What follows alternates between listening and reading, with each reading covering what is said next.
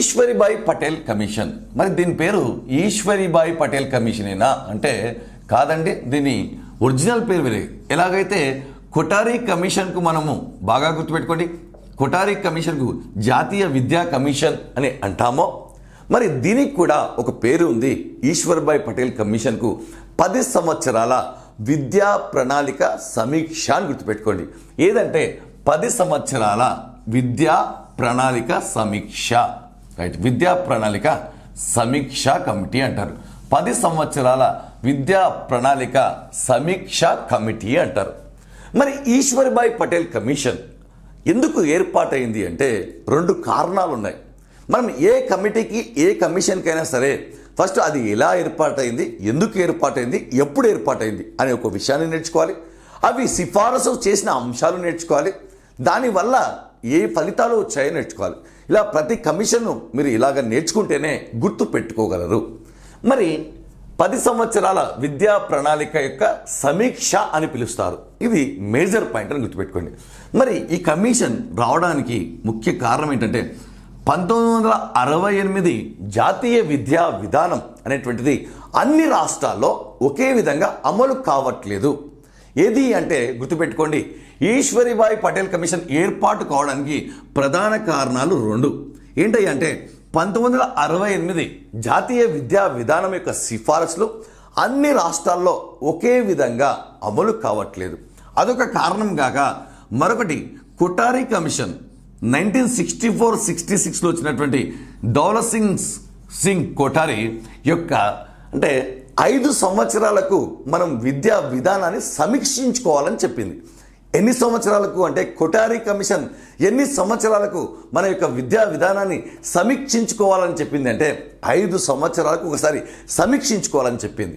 మరి ఈ 2 కారణాలను దృష్టిలో పెట్టుకొని అప్పట్లో ఉన్నటువంటి ఏ ప్రభుత్వం అంటే జనతా ప్రభుత్వం అని గుర్తుపెట్టుకోండి. జనతా ప్రభుత్వం తక్కువ సంవత్సరాలు భారతదేశాన్ని పాలించినటువంటి ప్రభుత్వం ఏదయ్యా అంటే జనతా ప్రభుత్వం. ఈ జనతా ప్రభుత్వము ఈ యొక్క ఈశ్వరీబాయి పటేల్ కమిషన్ను ఏర్పాటు చేసింది. మరి ఈశ్వరీబాయి అనే వ్యక్తి స్త్రీయా పురుషుడా అంటే పురుషుడు అని గుర్తుపెట్టుకోండి. చాలామంది స్త్రీ అనుకుంటారు కాబట్టి ఇక్కడ బాయ్ ఉంది కాబట్టి మీరు ఖచ్చితంగా అబ్బాయి అని గుర్తుపెట్టుకోండి, పురుషుడు అని గుర్తుపెట్టుకోండి. మరి ఇతడు ఎవరు అంటే మీరు ఖచ్చితంగా గుర్తుపెట్టుకోవాలి, గుజరాత్ విశ్వవిద్యాలయానికి చెందినటువంటి వైస్ ఛాన్సలర్ అని గుర్తుపెట్టుకోవాలి. వైస్ ఛాన్సలర్ అంటే ఉప కులపతి. మరి ఇది ఏ సంవత్సరంలో ఏర్పాటైందయ్యా అంటే 1977వ సంవత్సరంలో ఏర్పాటైంది. ఎవరు ఏర్పాటు చేశారంటే జనతా ప్రభుత్వం ఏర్పాటు చేసినటువంటిది ఈశ్వరీబాయి పటేల్ కమిటీ లేదా కమిషన్, రైట్. మరి ఈశ్వరీబాయి పటేల్ కమిటీ ఏర్పాటు కావడానికి 2 ప్రధాన కారణాలు చర్చించుకున్నాం. దీని యొక్క మారు పేరు చర్చించుకున్నాం.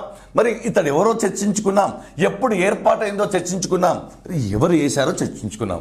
మరి చాలామంది అనుకుంటారు మన ఈశ్వరీబాయి పటేల్ కమిషన్ అనగానే ఏంటయ్యా అంటే వారు చేసినటువంటి సిఫారసులు ఏమిటి అంటే అందరికీ గుర్తుండే ఏకైక అంశం ఏంటంటే SUPW. మీకు గుర్తుందనే విషయం ఎగ్జామినర్కి కూడా గుర్తుంటుంది కాబట్టి అది ఇచ్చే అవకాశాలు ఉండవు. తక్కువ మందికి గుర్తున్న అంశాలు మాత్రమే ఎగ్జామ్లో వస్తాయి, వాళ్ళు మాత్రం రాస్తారు, వాళ్ళు మాత్రమే స్కూళ్ళల్లో ఉంటారు. కాబట్టే నా యొక్క ప్రయత్నం. మరి దీన్ని ఎలా గుర్తుపెట్టుకోవాలని చివరికి చెప్తాను. ఒక ప్రశ్న అడుగుతాను, మీరు సమాధానం చేయండి. ఈజీగా గుర్తుపెట్టుకోవచ్చు, నష్టం లేదు. మరి ఈశ్వరీబాయి పటేల్ కమిషన్ చేసినటువంటి సిఫార్సులు ఏమిటంటే మీ అందరికీ తెలిసినటువంటి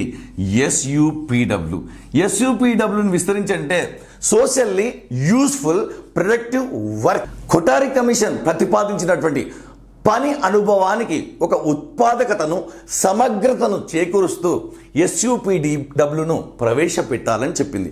మరి SUPWకు మాత్రమే ప్రాధాన్యత ఇచ్చిందంటే కాదు.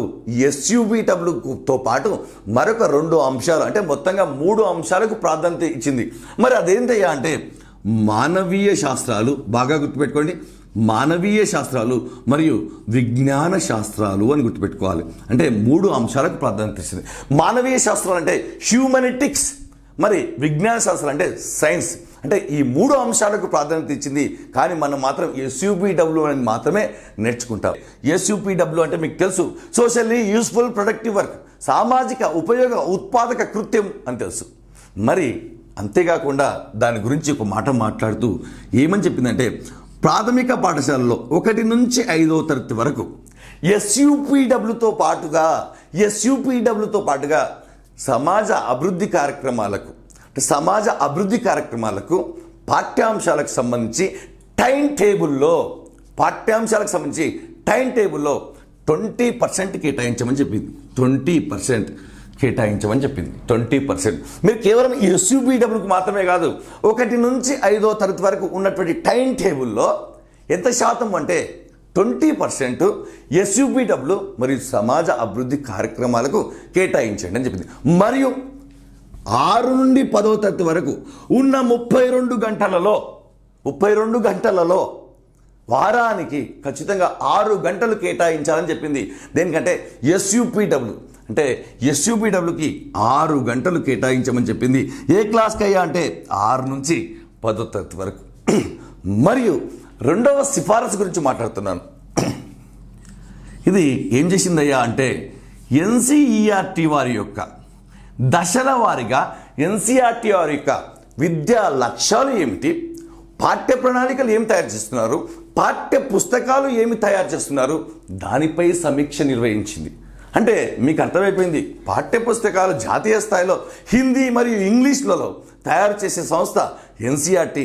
గత వీడియోలో మనం ఎన్సీఆర్టీ యొక్క ప్రాంతీయ కేంద్రాలను, ఎన్సీటీ యొక్క ప్రాంతీయ కేంద్రాలను మనం చక్కగా ఈజీగా గుర్తుపెట్టుకున్నాం. మీరు ఆ వీడియో చూడండి ఒక్కసారి.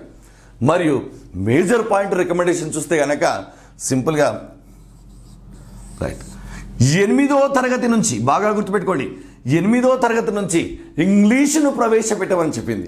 8వ తరగతి నుంచి ఇంగ్లీషును ప్రవేశపెట్టమని చెప్పింది. చాలామందికి తెలియని పాయింట్, 8వ తరగతి నుంచి ఇంగ్లీష్ను ప్రవేశపెట్టమని చెప్పింది ఏదయ్యా అంటే మనకు బాగా గుర్తుపెట్టుకోవాలి, ఈశ్వరీబాయి పటేల్ కమిషన్. చూడండి, దాన్ని ఎలా నేర్పిస్తానో 1 నిమిషం తర్వాత.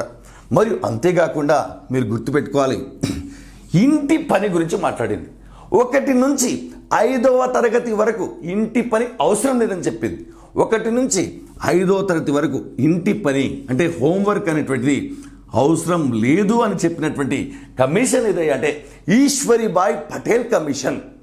మరి మేజర్గా ఇంకొక పాయింట్ చెప్పింది, 1 నుంచి 5వ తరగతి వరకు పాఠ్య పుస్తకాలు అనేటువంటి వాటి గురించి మాట్లాడుతూ 1, 2 తరగతులకు భాషకు సంబంధించిన పుస్తకాలు తప్ప మిగతా ఏమీ వద్దు, కానీ 3, 4, 5 తరగతులకు పరిసరాల విజ్ఞానము, గణితము మరియు లాంగ్వేజెస్ పుస్తకాలు ఉండాలని చెప్పింది.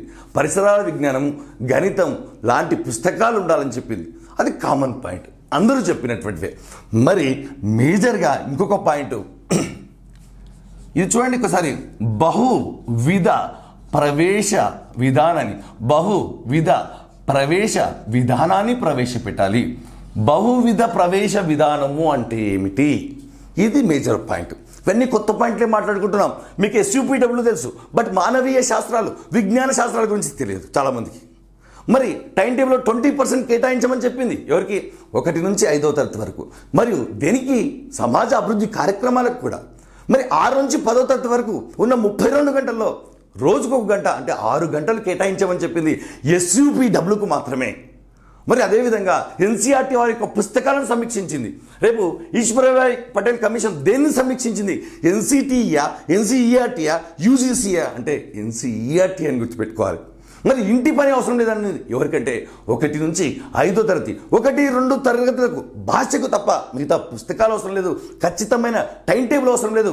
జస్ట్ 2:30 నుంచి 3 గంటల బోధన ఉంటే సరిపోతుంది. ఎవరికంటే 1 నుంచి 5వ తరగతి వరకు. మరియు బహువిధ ప్రవేశ పద్ధతి అంటే ఏమిటి? మరి పాఠశాలలో చదువుతుంటారు ఎవరు? విద్యార్థులు. మధ్యలో డ్రాప్ అవుట్ అవుతారు. డ్రాప్ అవుట్ అయిన తర్వాత నియత పద్ధతిలో చదువుతున్న వారు డ్రాప్ అవుట్ అయితే మళ్ళీ అనీత విద్యను అందించి మళ్ళీ మన నియత విద్యకు వచ్చే అవకాశాన్ని కల్పించే పద్ధతినే బహువిధ ప్రవేశ పద్ధతి. చూడండి, ఒక్కసారి చిన్నగా గుర్తుపెట్టుకుందాం. రేపు ఇంగ్లీష్ను 8వ తరగతి నుంచి ప్రవేశపెట్టాలని చెప్పింది ఎవరు అంటారు? ఇంటి పని అవసరం లేదని చెప్పింది ఎవరు అంటారు? మరి ఎలా గుర్తుపెట్టుకోవాలి? చూడండి, సింపుల్గా ఈ ఒక్క ఈ ఉంటే చాలు మనకు. రైట్, చూడండి ఒకసారి. ఈ అంటే ఇంగ్లీషు, ఈ అంటే ఈశ్వరిబాయ్. మరి ఇక్కడ చూడండి, ఈ అంటే 8th క్లాస్, ఈ అంటే ఇంటి పని. చూడండి, అయిపోయింది ఒకటే కోడ్లో. రేపు ఎగ్జామ్లో ఇంగ్లీషును అంటే ఈ అంటే ఇంగ్లీషు, ఈ అంటే ఈశ్వరిబాయ్, ఈ అంటే 8th క్లాస్. మరి చూడండి, పేరులోనే మనం గుర్తుపెట్టుకోవచ్చు, పేరులోనే గుర్తుపెట్టుకోవచ్చు. ఎన్నని గుర్తుపెట్టుకుంటారు, ఎలా గుర్తుపెట్టుకుంటారు అంటే ఇది ఒక మెథడ్. చూడండి, ఇక్కడ ఈ అంటే ఈశ్వరిబాయ్, ఈ అంటే ఇంగ్లీషు, ఈ అంటే ఇంటి పని గురించి మాట్లాడింది. మరి 8th క్లాస్. మరియు ఇంకొక పాయింట్ కూడా ఉంది, 1968లో కూడా 8 ఉంది. కాబట్టి ఎందుకంటే 1968 యొక్క విద్యా విధానం యొక్క అన్ని రాష్ట్రాల్లో ఒకే విధంగా పాటించలేకపోతున్నారు. కాబట్టి ఎలాగైనా సరే జనతా ప్రభుత్వం ఇది యొక్క సమీక్ష నిర్వహించాలనుకుంది. మరి అప్పుడున్న ప్రభుత్వం జనతా ప్రభుత్వం. మరి రేపు ఈశ్వరిబాయ్ పటేల్ ఎవరిని సమీక్షించింది, ఏ పుస్తకాలను సమీక్షించిందంటే పేరులోనే ఉంది. మరి ఎన్సీఈఆర్టీ యొక్క ప్రాంతీయ కేంద్రాలు భయపడాల్సిన పని లేదు. 5 అక్షరాలు ఉన్నాయి కాబట్టి 5 ప్రాంతీయ కేంద్రాలు. ఈశ్వరిబాయ్లో 5 అక్షరాలు ఉన్నాయి కాబట్టి ఎన్సీఈఆర్టీ 5 అక్షరాలు. ఈ విధంగా గుర్తుపెట్టుకోండి, లింక్ చేసి గుర్తుపెట్టుకోండి.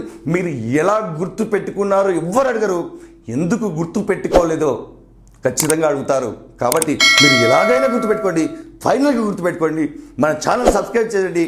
ఇలాంటి మంచి విలువైన సమాచారంతో మళ్ళీ మీ ముందుకు వస్తాను.